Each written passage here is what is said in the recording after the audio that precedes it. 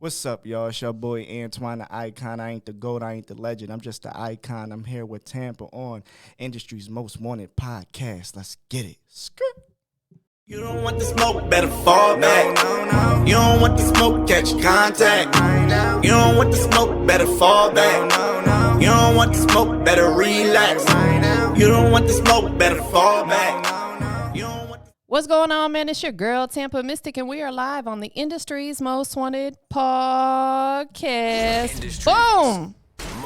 Antoine The Icon is in the building. What's up? What's up? What's up? Boom! Give me some love. How you doing, fam? I'm chilling. How you? Hey, listen, blessed, highly favored, no complaints. Ain't nobody trying to hear it anyway, right? It's a pleasure to meet you. Thank you for and having your me. wife. Thank you both for being here today.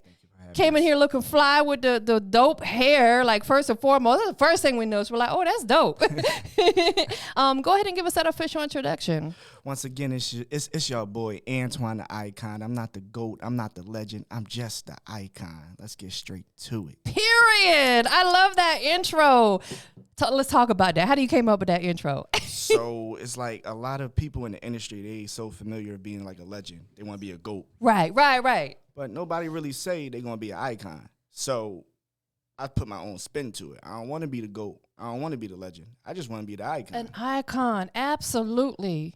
You have to create your own lane, per se, and that's what you've done. You're originally from Philly? Originally born and raised. Born and raised, you know, let's pay homage real quick. I have a lot of respect for Philly. Shout out to my fam, Neef Buck, one half of the Young Guns. That's my bro. Did a lot of work with him. I actually helped him release about 7 of his Forever Do Me albums. Yeah, you know, and of course, Gilly's my homie. Tone Trump is my fam. Okay. So a lot of dope people in Philly that I've had the opportunity to meet and do some work with. Now, Antoine The Icon. You know what I'm saying? Hello, holla at your girl. Boom. But you in Delaware now. Yeah, I'm in Delaware now. Like, I go back and forth. So little known secret, but everybody, like every time I go on like a podcast interview, I always tell people like I'm a Philadelphia cop. Yeah. So being as though I'm a cop, I'm always like in Philly. But when I need my peace of mind, slide back to Delaware. Understood. Absolutely. Okay, so let's take it back to growing up in Philly. I think it's important people understand your journey, right? Because you really dope, but you had to put in work to get to where you at, right? Oh, most definitely. You know, so as a childhood, going back before you became an artist, anything else, what were you aspiring to do? Be honest with you, I don't know, because it's kind of like I was forced into music. Yeah. But once I understood it, I just ran with it. So it's like my oldest brother, he brought me to the studio when I was like 12, and he told me to write to one of the engineers' beats. Yeah. I didn't like the beat. It was like one of those boom boom pow beats. I was like, I need something a little bit lifted. So, yeah. So he was like, well, what you want to write to? So I wrote a freestyle to DJ Unk's Walk It Out. Oh, yeah. You gonna walk it out. Yeah. So when I learned that I was actually able to really have that type of spin, because like I call myself a wordsmith. Yeah. I like lyrics. Yeah. I like metaphors. I like things that just like go over people's heads. Yeah. So majority of the times it's like if I'm able to bring that out of me, like I'm locked in. So I guess from 12 all the way up until 15, I was just working on lyrics, trying to figure out, what works, what type of artist I want to be. I don't want to be like, a Little Baby or a Young Thug or Gucci. I want to be like in that field where it's like you got Nas, J. Cole, Jay-Z, Michael Jackson. So when I turned... Can you moonwalk? I tried. It's hard. I'm sorry. Hard. I just had to throw it in. You said Michael Jackson. It's hard. But at the age of 15, that's when I took music serious. Yeah. That's when I released like my first single, and it went on like back in the day it was iTunes, now it's Apple Music. Yeah. But it was like iTunes and Spotify and like all those streaming sites. Yeah. So that's when I started getting into streaming, because 2015 is where streaming started taking off. Right. And then fast forward to 2023 and we here now. Here we are. Boom. That's dope, man. Getting started in this music business is never an easy task, right? Because you have to learn the actual business. Would you say that coming into it, you learned the actual business early on? After getting scammed a couple times, I started to, understand ASCAP, Song Trust, BMI, Sound Exchange. Yeah. The difference between TuneCore and DistroKid.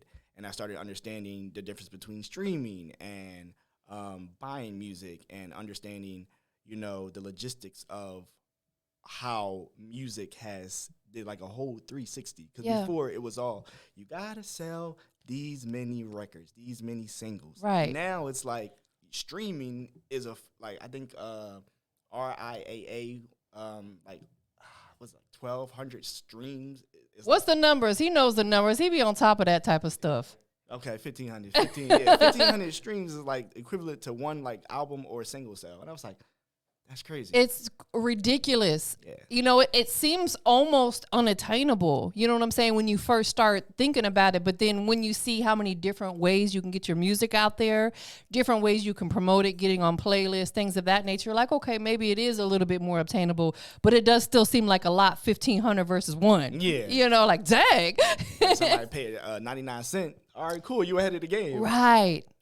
And I talk to artists from time to time. They still sell their music like that on their website. They'll put a single up for 99 cents or the whole album, you know what I'm saying? And there's nothing wrong with that. But I think if you're doing that at an independent level, you still need to have it on the digital platforms as well. A lot of people don't understand that. Yeah. That's free game, y'all. Free game. Yeah, because just like trying to get people to go to your individual website versus going to Spotify when they already have the app downloaded, ready to go, it's going to be a little tougher.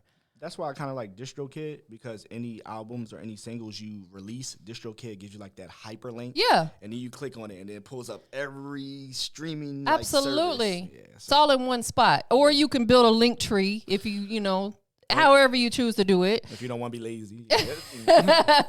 Exactly. Who were some of your musical influences coming up? And it doesn't necessarily have to be anybody from your city. I give you my top 5. Yeah, let's go. Tony Braxton. Whoa, okay. Tupac. Okay. J. Cole. Mm-hmm. Tory Lanez, Free Tory. Yeah. Free Tory. And Lil Wayne. Yeah, that's a great top 5 right there.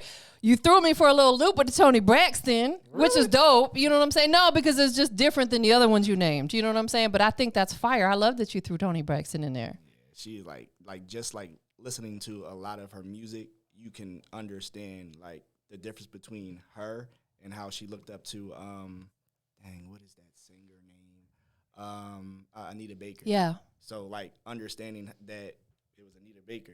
Then after Anita Baker, Tony Braxton drew out motivation from that. Yeah. And they both got the deep voice. Absolutely. And I love that. Yeah. So that was like Tony. I'm a big advocate for R&B music. I'm praying that it makes a really strong comeback around like it did back in the 90s and early 2000s. R&B back then was very, very prevalent. Everybody, was listening to it. And now it's like, and I love the music that's out there now, but it's like now trap music is kind of taking over. The drill music is doing its thing. We need some good R&B. Do you sing at all?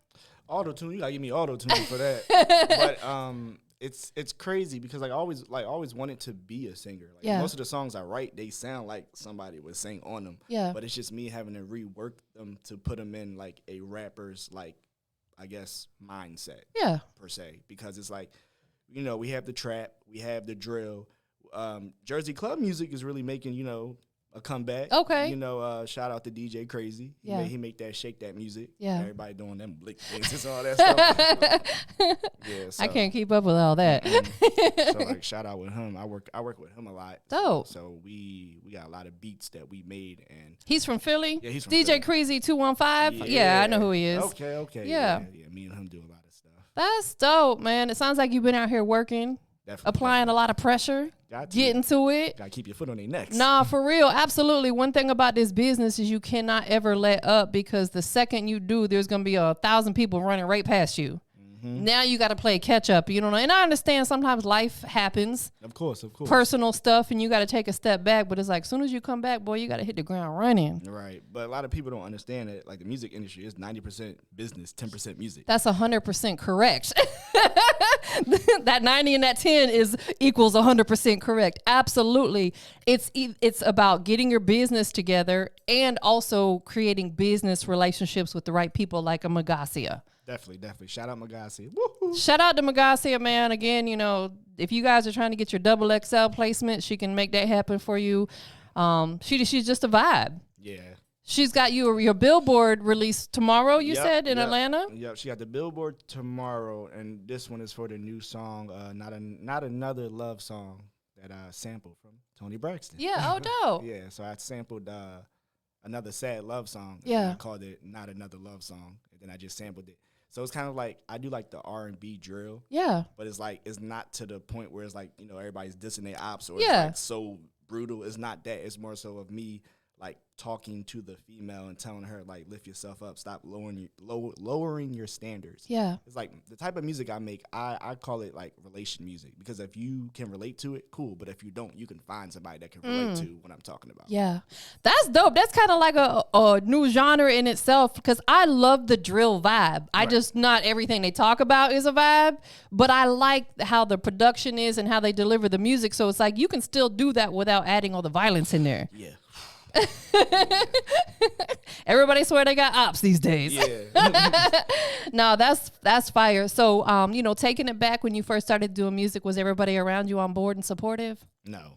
But it's like so many people was like, you'll never make it, you trash. Wow. Like you might as well. People in your immediate? Yeah, like I don't have No, family. I know. Listen, we don't care about all that. Yeah. It was like a lot of people doubted me, and now, as I'm like, when I got that first Billboard, was that a year ago in New York, that changed like a lot of things, because I know when I met like coworkers or met like friends that I knew years back, they're like, oh, yeah, you were serious when you said you was going to do this. And I looked down, I was like, what you thought I was going to just play? No, for real. Yeah, especially if they know you and know your character, that you about your business. Definitely. And it's like, rest in peace DJ K-Slay, because he put my music on Sirius XM radio, and he gave me some words of encouragement. He was like, in this field, it's going to get real dark because a lot of people don't want you to shine. Yeah. But what you got to do is figure out how to shine even when you're in that dark. No, that was great piece of advice, because it's absolutely like that. We all go through dark moments. There's times where I'm like, man, I just want to shut my social media down. I don't want to talk to nobody. You know what I'm saying? Because, there's so much influence out there. We just can't feed into that. Yeah. But like he said, there's going to be dark times throughout your journey. That's just life, period. It's all a matter of how you push through it. Oh, of course. Most definitely. So for people who haven't had the opportunity to check out your music, let's walk through it a little bit. What was the very first song that you released on the digital platforms? Oh, it was a song called The Run Through. It was so bad. It was like... Why wife you over there laughing? Because it was like, it was me, just a regular Caesar haircut, no beard, glasses, just like metaphorically giving bars, but it's just like the image wasn't there. It just wasn't there. That is funny. I was like, So, but how did the song itself do? Was people vibing with it? I mean, people was listening to it because they understood the bars. Yeah, but definitely flop. Yeah, but then it's like, it's always some type of lessons in all these sacrifices or these things that you come across that might, stop you from actually reaching your potential at that age, I would say. Absolutely. I like to talk about that because I think a lot of people forget about how far they've come.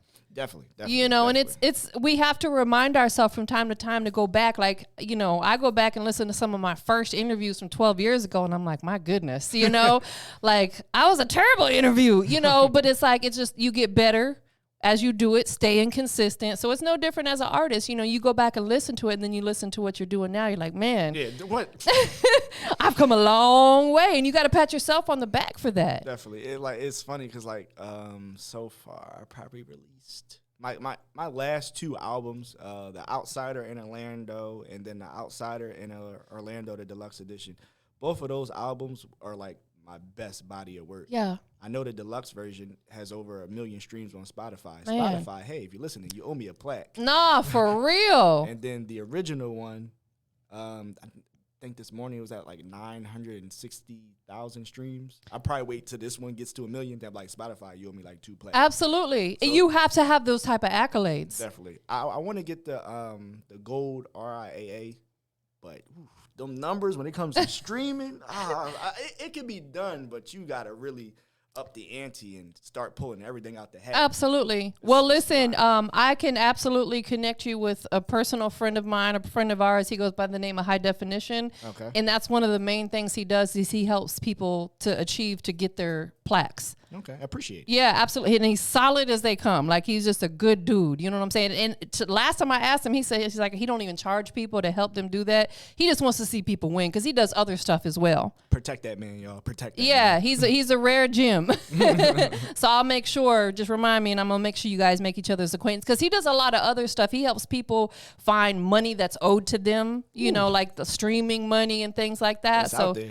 Yeah, it is definitely out there because there's so many different ways, you know, as an artist to make money in this music business, you know, with your music. Definitely. Out of all the songs that you've released, which one is the most personal for you? I guess they would, they would have to be the Amber's Interlude and then Amber's Interlude 1.5. That's my wife's name. Yeah. So it's like those songs was personal. I mean, other than that, it would have to be them because every other song that I wrote is more so of me just going off of like how I feel. It's not deep as those two songs. Yeah. Are they on like the albums that you put out? Mm-hmm. Yeah. Yeah. So Amber's Interlude 1.5 is on the deluxe. No. Sorry. Amber's Interlude 1.5 is on both the original and the deluxe. Okay. Amber's Interlude is just on this album that I created, was the Quarantine Chronicles. That was a good album. That was a good album. You was locked in, huh? Yeah, that was an album right there. But yeah. So yeah, it's on those two albums. Yeah, those are pretty deep, even though there was interludes, but you can feel like the growth of going through, you know, your different type of views on a relationship and then just taking it to the next level. Absolutely. And that type of music is relatable. Oh, yeah. You know, because everybody has been or is in a relationship. You know, nothing's ever perfect. You know what I'm saying? Like, there's stuff that you're going to go through and you make sacrifices and compromises, but that's a part of being, you know, have a partner with you alongside you. So putting that type of music out, you're going to have men and women who are going to be able to relate to it. Definitely. You got visuals for those? No. You should. I was thinking about it. Come on. Amber said, come on now. I was thinking about it, but it's just trying to find the right, you know, views, the right scenery for that. Yeah. Because it's like two of my best songs that I've done would be Goofy. Goofy was pretty good because it was like everybody was dressed up in a purge mask. Oh, okay. And we was chasing Donald Trump around.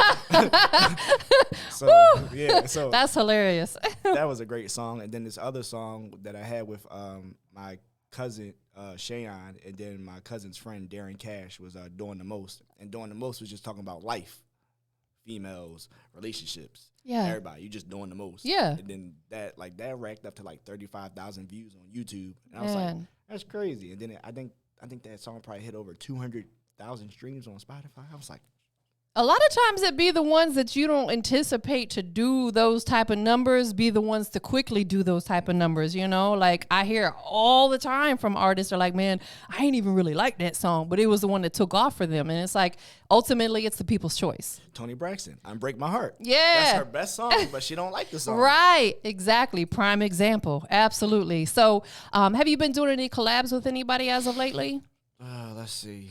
Besides, like, producing wise with DJ Crazy, no, I would say like the last features that I've done besides off of like my last two albums was Darren Cash. That was with his album.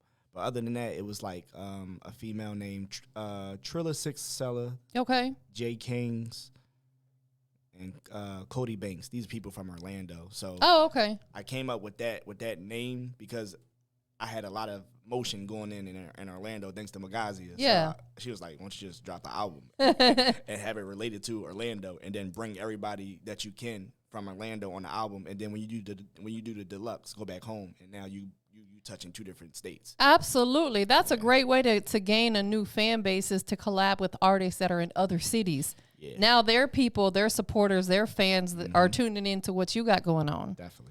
I think that's important. And it's very important that as an artist that you engage with your supporters, your fans. What are some of the things that you're doing to make sure that you are staying engaged with the people that are supporting you? I answer messages. That come that's a big one. That come on Facebook, come on Instagram, TikTok. For the new song that just dropped today, I got a couple people that's been sending me dance videos. Oh, dope. So I've been uploading them. Yeah. Add some promotion to it, tag them in it, and then just keep everything in rotation.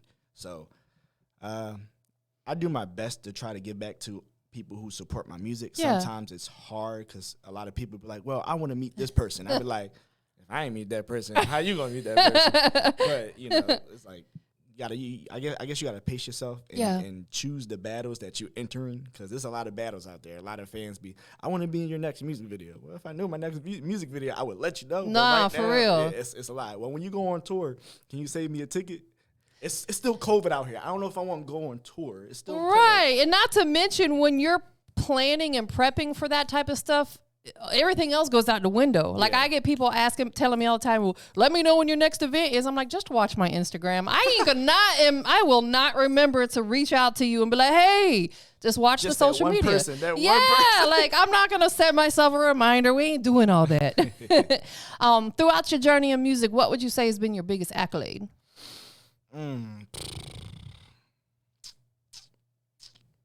Got a Billboard. I know that's a big one. Yeah, I mean, those are great. Yeah. You know, those are great. Meeting DJ K-Slay, being on Shade 45, being on This Is 50, being in XL Magazine, like meeting with certain record labels, like all that stuff is like really, really great. But it's like, I think my biggest accolade would probably be getting those Spotify plaques. Yes. Like having something that shows that, oh, this man went from 0 streams to over 1 million streams. But that's probably just one. But I guess I'm going to speak accolade and, you know, in future reference. There you go. Absolutely. For the song that I just dropped today, Not Another Love Song, I really want to take this single to like that next level to where it's like, even though Tony Braxton might say, I got to sue you now. Hey, that'll get you some attention. That'll get you some attention. So it's like I kind of just want her just to reach out and just say, I see what you did. And now she wants to. We're holding this up for the camera real quick. Take it to the next level. There we go. That's dope. So it's kind of like I just want her just to like solidify it and just say, I'm gonna notarize this one for you. And then just figure out what to do next. If I could get her just to perform the song with me, man, that would be a major accolade. Yeah, so super accomplishment. That's kind of where I want the future to go. Absolutely, and it's not always about what you've done, you know, or where you've been. It's where you're going. Definitely, and you have to claim that. You have to put it out there in the universe. I'm big on karma. It's like what you put out is what you're going to get back. Definitely. So if you putting out that positive energy, claiming that your music is going to get them plaques, it's going to happen. Of course. Might take a little longer than you want it to. You know what I'm saying? We're not rushing the process. We trust in the process, right? Only one thing I don't like is when you have like rappers or like people who not in the music industry, they try to sit there and say, if you ain't signed by 24, you might as well call it quits. Nah, that's BS and a half right there. Bro, don't ever listen to that. Yeah. Because really, this is my humble personal opinion, I don't necessarily think if you're an artist that has created your own buzz and your own motion, if it's not about financial backing, you don't need to sign to a label. If you really out here making waves by yourself and wanting to release your music when you want to, I don't think that people should be so pressed on signing to a label. A lot of times it's just if you want to sign to a label, it's because you need that machine behind you. So I'm not saying it's a bad thing, but I don't think it's anything that artists should be pressed on either. Yeah.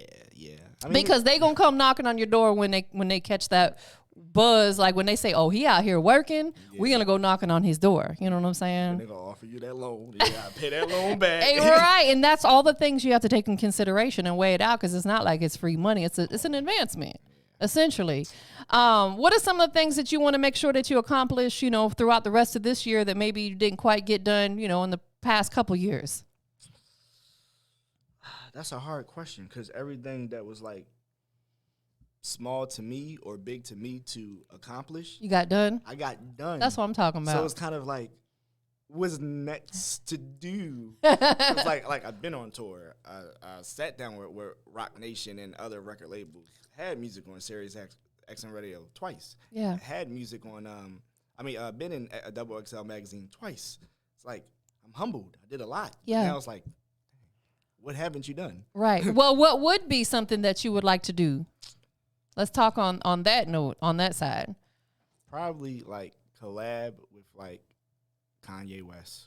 Okay. I would like make some beats with Kanye West. That'd be crazy. Yeah. Just pick his brain to see if he's really crazy or not. But yeah, so I think being in the studio with him will be a vibe because he's a genius. No matter how he has his antics and things he does, we can't take away the fact that he's a musical genius. Definitely. You know, and he didn't make it as big as he did being dumb. Yeah. He knows what he's doing. Definitely. And sometimes, you know, and again, I don't know the man personally, but sometimes people do certain things because they know it gains them a lot of attention. Just like when a lot of artists getting ready to drop an album, you notice right before that they'll have like a little beef with somebody else. Yeah. It's a marketing tactic. Wait a minute. Now. I did that. Wait a minute. I did that. I did that with two artists. I did that with Dusty Locane and I did that with Lil Mabu.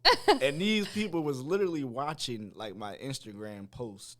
Every time I dropped like a diss track to them, they watched it. Yeah. They liked it. They commented on it, but they didn't have the balls to respond back. Dusty, I know you in jail. When you get out, I need to hear this. Lil Mabu, we know you're not from the hood. I need to hear this track.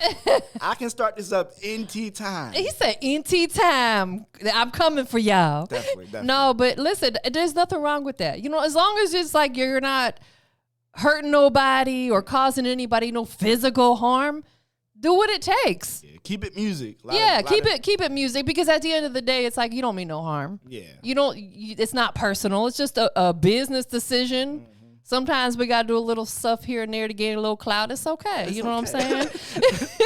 Now, some of these YouTubers that be out there pulling these pranks, I think they're risking their life. Yeah. You know, because they be really pissing people off sometimes. You know, that's different. But when it comes to your music, you know, putting them records out there, there ain't nothing wrong with that. Yeah. It's just I do my best to make sure that if my music is violent, it's violent with bars. It's not. There you go. It's not violent to the point where it's like, oh, because you from this street and I'm from this street, now we beefing. I don't care what street you from. Leave me alone. like I don't care. Have you ever done like a rap cipher where you go back and forth with somebody, like battle rapping? I did battle rapping when I was younger. Is that something you would do again right now? No. Like I met like Tay Rock. I met Chess, Goods, New Jersey Twerk. No. Tay Rock, they vicious with it. Yeah, like Tay Rock pulled paperwork out on like yo.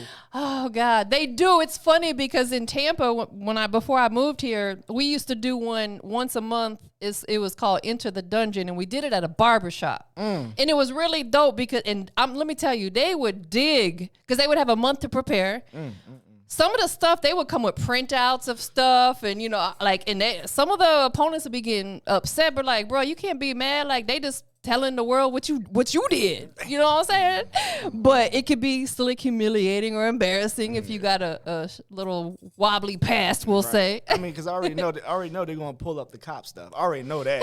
Once they pull that up, I'm like, all right, what else you about to pull up? They're gonna pull up the CO stuff. Like, all right, so you got 2 on me. All right, what else? That's like it, this right? guy 5-0. Yeah, I'm like, oh man. Let's talk about that for just a minute. You know what I'm saying? Like that's the complete opposite, I guess. You know, how did you get into that field? I breaking generational curses. Yeah. Yeah. So I was the first out of my family to graduate college. Okay. And that's big. Yeah, very big. That's an accolade. Yeah, that's an accolade. Thank you. So I started off being a CO. I just wanted to see what it was like. Yeah. I was there for like 2 years and 2.5 years. What was it like? Let's pause there for a second. You was in a prison or a jail? I was in a prison. You was in a prison. Yeah. What was it like? I was fine. Yeah. I had to fight a lot when I was in there because my partner, it'd be 100 inmates on the block, and my partner don't want to get up, don't want to walk around, don't want to do nothing. Yeah. So it's like you get to the point where you walking down the halls to make sure that everybody in their cell, somebody push you in the cell. Now you gotta fight your way out. Yeah. It's intense, but it's not as bad as people make it seem. Right, like you see on some of the movies and stuff. Yeah. Like majority of the time, it's always that one person that's on the unit, and he just want to build a name for himself. Yeah. So what better way to build your name than to hit the cop? Right. So it's one of those situations. He the tough guy. Yeah. So I did that for 2.5 years. And after that, I switched over to becoming a cop because it was more money. Yeah. I actually had the opportunity to talk with a lot of kids and use music to try to inspire them to stop doing the things that they were doing. Yeah, get out the streets. But then I got hit by a drunk driver, so now I'm injured. Almost died. Oh my gosh. Now I'm injured. Yeah. Wow, but thank God that he looked over you. Definitely. It was bad. Man, so is music your main focus right now then? Yeah. I've been Dominican Republic, Mexico. Next week I go to Rome. Everywhere I stop at, I'm putting up posters. There you go. Promoting. I'm just trying to figure out what's going on in the city. Yeah. It's like even if you go places for leisure, it never leaves your system. You still want to be there promoting and doing. You're like, shoot, I'm here. I might as well throw a few posters up or shake some hands. You know, you just never know what opportunity, especially if you're going overseas, man. Like that's a whole nother market right there. Right. What can we expect next from you? In about 4 months, there's a follow-up to Not Another Love Song. I sampled Aaliyah's Missing You, and I added drill to it. Oof. That. I can't wait to hear that. Now, a lot of people was like, that should have came out first. Yeah. I was like, you don't hit them with the best for the first single. You hit them with, something just to keep them hanging on. Yeah. And then that second, third single, that's when you just come out swinging. Yeah. Like you save your best for last, so then that way, when they think it's over or this is the best that you got, you done topped it. Absolutely, because a lot of people will think that when you come out with a really dope record, they're gonna be like, man, they ain't gonna be able to top that. Yeah. You're like, sure, yes I am. Yeah. Wait for this next one. Yeah. Is that gonna be a part of another upcoming album? I don't know if I want to do albums. It's a lot of work promoting an album. It is. It's a lot. I kind of probably just want to just knock out a couple singles. Yeah. Knock out some singles, get people to dance to it, promote it for 4 or 5 months. Yeah. Drop another one, do the same process until it's a high enough demand for an album. Understood. Because the last 2 albums, there wasn't, believe it or not, it was no demand for it. I just made it a demand. Yeah. And now I'm just kind of like, you guys want another album? Yeah, but like you said, if you drop singles, it gives you a little bit of time, in between to because each one you want to make sure you put some type of marketing and promo behind it. Definitely. Even if that's not necessarily your main single, you don't want to just drop it and not do nothing with it. Definitely. But we're also in an era now with social media and the streaming platforms where you can consistently drop music every single month and just put it out there, because that's how you stay in the algorithms. You got to consistently drop music. So whatever music that you were going to make an album with, just divide it up and every month put a new song out. You know what I'm saying? Definitely. You got to be creative with it. And it sounds like you are. You got the creative hair. Thank you. Shout out to your stylist. They did a phenomenal job. It looks really, really dope.